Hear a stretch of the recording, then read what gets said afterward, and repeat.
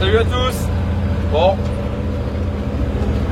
fanage, grosse journée fanage. Voilà, on y est, ça y est, on est en plein dedans. Super journée aujourd'hui, du vent, du soleil, de la température. Journée idéale pour faner, impeccable.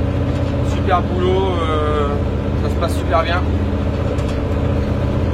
Donc voilà, on y est avec mon petit 845 XL et la faneuse Kuhn 5 mètres 4 toupies que j'ai racheté en début d'année, cet hiver, en mort de saison, à un collègue qui voulait renouveler son matériel.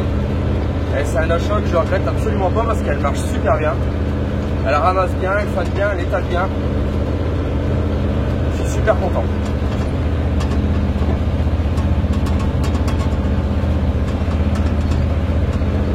Bon, c'est peut-être un peu bruyant, hein, 845, c'est un tracteur qui est de 1983. Donc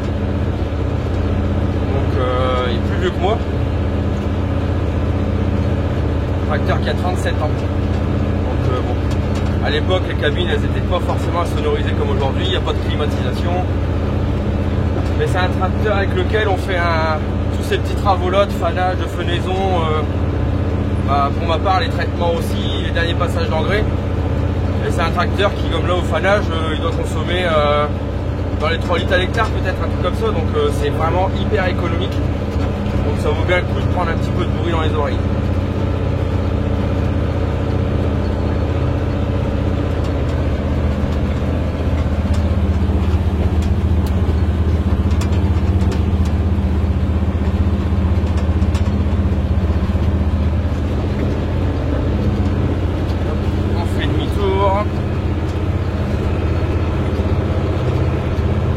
Ça sèche super bien. On a fauché donc avant-hier, lundi, comme je vous avais dit. On a fané une première fois hier. On a fait quelques rushs vidéo que je vous ai mis sur Facebook hier soir. Donc on a étalé tous les andins de la faucheuse. Et là, deuxième fanage aujourd'hui. Et bon, on se remplace pour pas arrêter parce qu'on aimerait bien faner 2 fois toute la surface.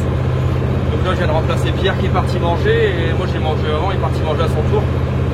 Et on n'arrête pas le tracteur. Le temps de manger, on va dire de gagner du temps et puis d'optimiser au maximum les heures de soleil et les heures où on a du vent, les heures où ça fane à max. Parce que comme je disais, moi je fais un enrubanage quasi sec, donc quasi comme du foin, donc il va falloir que je le fane 3 voire 4 fois, peut-être même plus selon les conditions qu'on a demain et après-demain. Donc aujourd'hui je pense 2 fanages. Un fanage demain et peut-être commencer l'endénage d'une partie qui est un peu moins épaisse. Et puis vendredi matin, donc le 8 mai, le reste de l'endénage. Et l'après-midi, pressage et enrubanage. Je vous ferai des vidéos de tout ça, bien sûr. Je vous expliquerai un petit peu. Donc là, voilà. On va avoir une belle vue d'ici. Hein. Je vais descendre vous faire voir, mais on est carrément sur les hauteurs au-dessus des daims. Et vraiment sympa comme point. Et super, pâture super bien exposée en plein soleil. On peut faire un bon fourrage ici.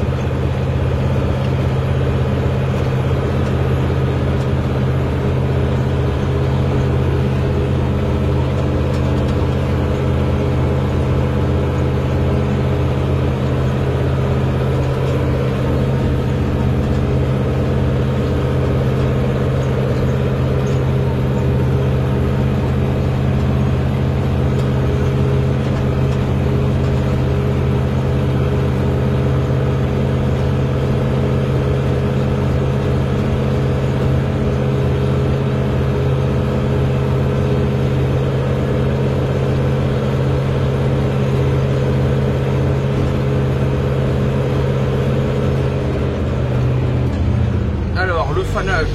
Pourquoi fanage? Pourquoi on fane? Et quel est l'intérêt de ce travail? Alors on va aller jeter un petit coup d'œil dehors. Je vais vous expliquer ça.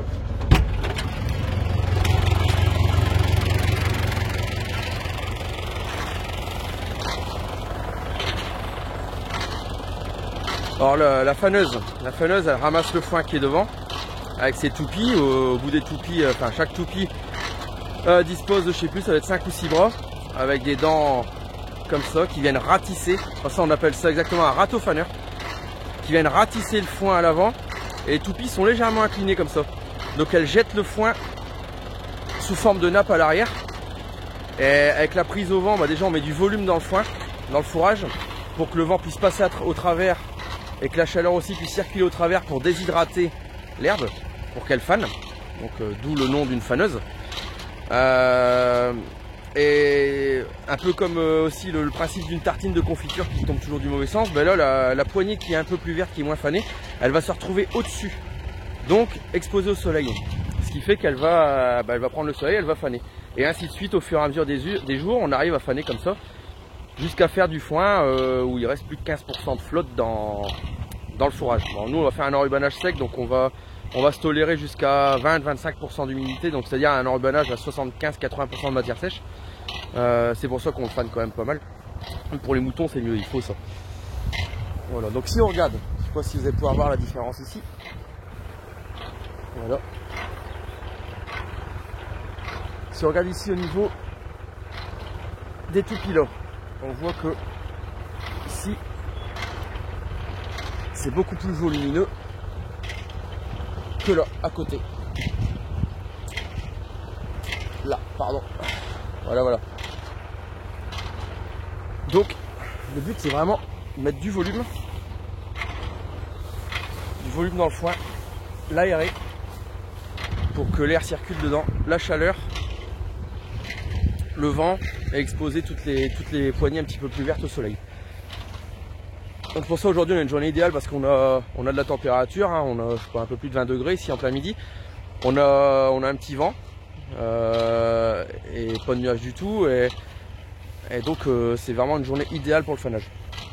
Si on voulait, si on avait 3 jours comme ça, je pense qu'en fanant 3 fois par jour on fait du foin.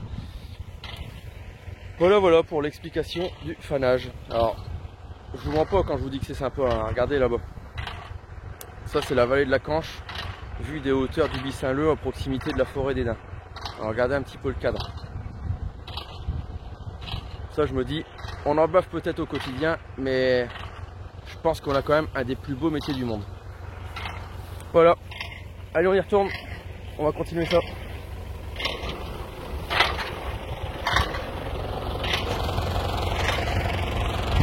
Petit clin d'œil à mon 800, tracteur le plus rentable de l'exploitation.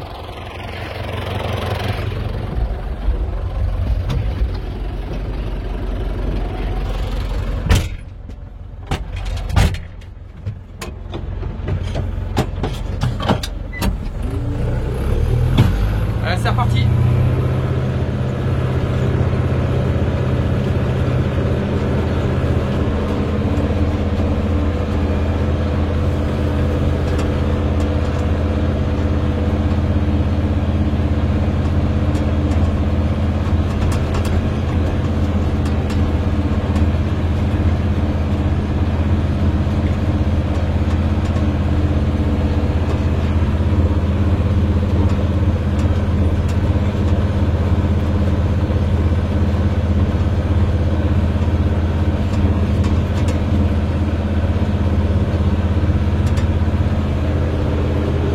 Alors pourquoi cette année, l'an dernier j'ai fait du foin, pourquoi cette année je fais de l'enrubanage? Il y a plusieurs raisons à ça. Parce que bon, l'enrubanage ça a quand même un coût beaucoup plus élevé que de faire du foin. Hormis du foin, on va le faner plusieurs fois, 2-3 fois de plus que l'enrubanage. Enfin, me concernant moi, vu le taux de matière sèche que je veux pour mon enrubanage. Tout simplement, je vais faire l'enrubanage pour un gain de place parce que l'enrubanage se stocke à l'extérieur, vu qu'il est sous bâche, alors que le foin je dois tout mettre à l'intérieur. Et vu que le troupeau de moutons s'est encore agrandi cette année, l'année dernière il m'avait fallu une centaine de ballots de foin et cette année il va en falloir à peu près 150. Donc ça prend beaucoup de place et après je mets du matériel dehors et j'aime pas du tout mettre du matériel dehors. Au prix que ça coûte, je veux le matériel à l'abri. Pour pas qu'il dépérisse pendant l'hiver. Donc ça c'est une des raisons. Deuxième raison, en faisant sous forme d'enrubanage avec un petit peu plus d'humidité dans le fourrage, et en fauchant donc plus tôt que l'an dernier, je vais avoir un fourrage qui est de qualité, je pense à peu près un tiers supérieur en valeur par rapport à un foin. Donc pour nourrir mes moutons, je vais pouvoir me permettre de calculer une nouvelle ration pour l'alimentation du troupeau. et pouvoir baisser mon coût concentré, donc mon coût vulgairement en granulé, donc en tourteau, en granulé, en céréales. Je vais pouvoir réduire ce coût, je pense d'à peu près un tiers, voire de moitié par rapport à cette année. Donc il y a déjà des pulpes de sucreries que je vais plus acheter. Mais par contre bon, ça va être un travail supplémentaire parce que distribuer des seaux de granulés c'est facile, beaucoup plus simple que distribuer un fourrage. Mais le jeu en vaut la chandelle et pour les moutons je trouve que c'est beaucoup mieux dans une démarche de qualité aussi de nourrir mon troupeau avec tout ce que je produis sur l'exploitation, à savoir beaucoup d'herbes et un petit peu de céréales qui seront produites sur les terres. Donc c'est pour ça que cette année je choisis de faire un enrubanage, même si c'est un chantier plus compliqué, plus contraignant, un peu plus coûteux, je vais le regagner en stockage et surtout en qualité de fourrage. Ce qui fait que je vais quand même diminuer largement mes charges de nourriture au niveau du troupeau l'hiver prochain. Voilà. Bon bah sur ce, moi je vais continuer. Si vous avez des questions, n'hésitez pas à me les mettre en commentaire. Et j'y répondrai dès que j'ai un moment. Voilà, nous on continue cette belle journée là. Fanage, je termine cette parcelle-ci, puis après je pense que Pierre va me rejoindre, on va rattaquer l'autre côté. Et on va essayer de faner tout ça avant de nourrir les veaux ce soir. Et puis après on verra. Je pense que ce soir j'aurai un peu de traitement à faire, donc devoir décrocher la faneuse et on raccrochera demain. Voilà. Et ben ça, c'est notre quotidien. Allez, à plus pour une prochaine vidéo. Salut, bon après-midi.